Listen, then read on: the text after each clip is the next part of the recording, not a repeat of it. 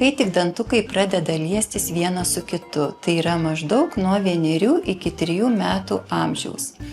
Tarp dantukų tada lieka maisto, kurio šepetėlis nepasiekia. Siūlą naudokite žaismingai ir greitai ir tai darykite vakare prieš dantų valymą. Pieniniams dantims rekomenduojama pasta su 1000 ppm fluoridu, o vyresniems vaikams arba jei yra aukšta ėduonies rizika su 1450 ppm fluoridu. Fluoro kiekį rasite ant pastos pakuotės.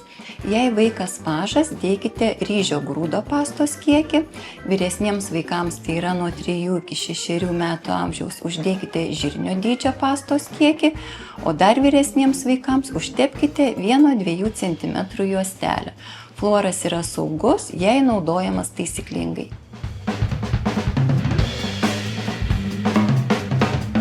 Jei vaikas dažnai užkandžiauja, dantukai nepailsi.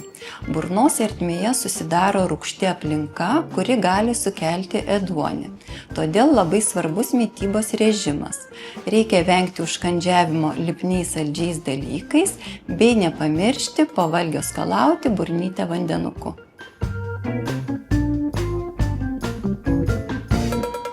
Dažnai tai yra visiškai normalu, jautresni, aktyvesni vaikai taip iškrauna emocijas.